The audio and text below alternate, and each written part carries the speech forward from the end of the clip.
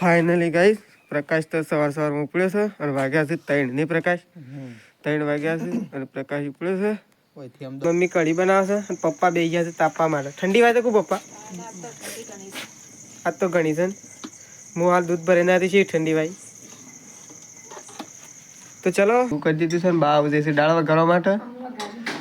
રોટલા તો બાકી હે કે હા બાકી છે ને રોટલા કરવાના બાકી છે. So hello guys, good morning, welcome back to my new vlogs. તો ગાઈઝ તમારા બધા મિત્રોનું મારા રાકેશ ઠાકોર વ્લોગ્સ ચેનલમાં હાર્દિક હાર્દિક સ્વાગત છે. તો ગાઈઝ વાગી ગયા છે 9. વ્લોગ સ્ટાર્ટ કરી દીધો સવારમાં. તમે બધા મિત્રો ઠીક હશો, હું પણ ઠીક છું. તો સવારમાં આવી ગયા છીએ આપણે મગફળીવાળા ખેતરમાં, કારણ કે એમાં વાવવાના છે ઘઉં. એટલે ખેતર ખેડી મૂકી દીધું છે અને હવે પાછું એક વખત ચડવાનું છે. તો ચલો આપણે એવું જઈએ પહેલાં ઘેર. મમ્મી પપ્પાને ચડશે તો પહેલાં આપણે ઘેર જતા આવીએ.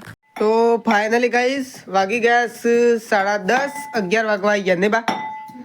અને બા કરો તે દાળ વઘારો.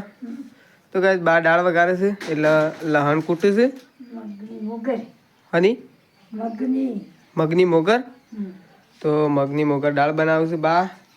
તો બા આવશે છે દાળ બનાવવા માટે. સુલો હળગાયો? હા હળગાઈ નાખ્યો કમ્પ્લીટ? બધું ભેગું કરી નાખ્યું? તો ગાઈસ બધું ભેગું કરી દીધું છે ને બા આવશે છે દાળ વઘારવા માટે. રોટલા તો બાકી હે કે હા બાકી છે ને રોટલા કરવાના બાકી છે. બાજરીના તો છેલ્લે જ કરવાના, છેલ્લે જ કરવા છે ને શાક કરીને પછી દાળ કરીને નહીં. હા હા હેડો. તો મમ્મી આવી જશે સાર લઈને ખેતરમાંથી. પોટલું એક જ પોટલું કર્યું મમ્મી? બીજું વાટી દેજો. હેઠો વાટ્યો છે કંઈ નહીં. હું હેઠો વાટ્યો છે મારા મમ્મી હેઠો વાટીને લાવી. તો કાંઈ મમ્મી તો ખેતરમાંથી ચાર લઈ અને ઘેર આવી છે અને હું એ કૂવો જઈને આવ્યો અને બા બનાવે છે દાળ. અને પ્રકાશ મમ્મી સટલાઈસ ના જોયું અને પ્રકાશ આજે જવાનું છે આવું હૈદરાબાદ.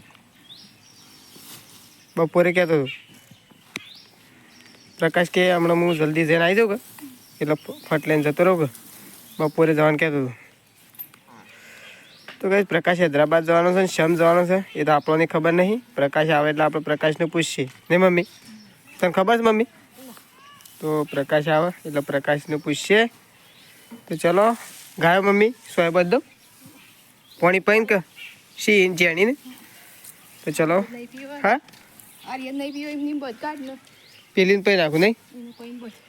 તો ચલો પહેલાં આપણે ગાયો બે પૈ નાખીએ અને બા બેસી ગયો છે દાળ વઘારવા માટે. તો બા કમ્પ્લીટ દાળ વઘારવા માટે બેસી ગયો છે. તો ચલો આપણે પહેલાં ગાયો પૈ નાખીએ બે. તો ફાઇનલી ગાઈઝ મમ્મી બેસી છે રોટલા કરવા માટે. બાજરીના અને શાક કઢી. તો કાંઈ મમ્મી કઢી બનાવે છે અને પપ્પા બેસી ગયા છે તાપવા માટે. ઠંડી વાગે કો પપ્પા? આ તો ઘણી છે. હું હાલ દૂધ ભરીને આવી છે ઠંડી વાય. તો ચલો મમ્મી કઢી બનાવે છે અને પપ્પા હવે તાપવા બેઠા છે ને બા છે બા શું કરો? હા તો કાંઈ બા તો ઘરમાં બેઠા છે. એમ ટીવી ચાલુ નહીં કરી? રિચાર્જ થઈ રહ્યું? કાલે કરી દઈએ. આજનો દાડો બેહી રહ્યો તો કાંઈ ટીવી રિચાર્જ થઈ રહ્યું છે. હવે આપણે કાલે કરાવવું પડે. આજનો દાડો તો બાને બેહી રહ્યો પણ કાલે રિચાર્જ કરી દેવું. તો ચલો બા તો બેઠો છે. તો ફાઇનલી ગાઈઝ પપ્પા હવે તો ખાઈ લીધું છે. પપ્પા ખાઈ લીધું? ખાઈ લીધું બાત એ હું મમ્મી હું ખમણ.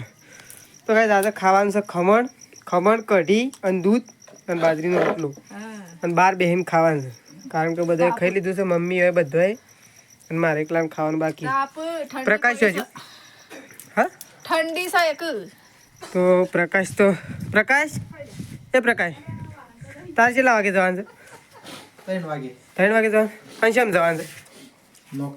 નોકરી અને શું કરીને જવાનું? હૈદરાબાદ. સાચું કે ઈ કણ એટલા બધા?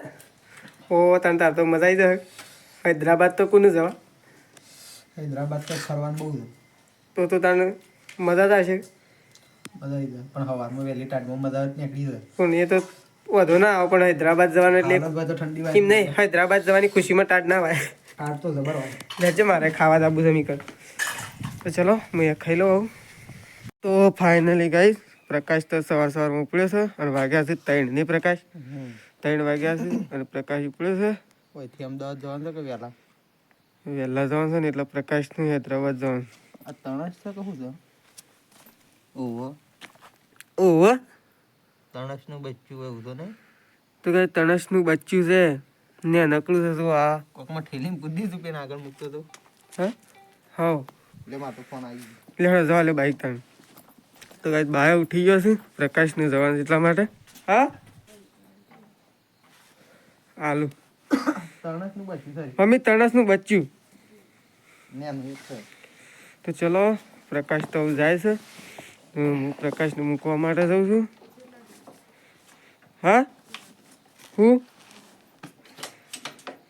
તો ચલો લેવડો પ્રકાશ જવા દે.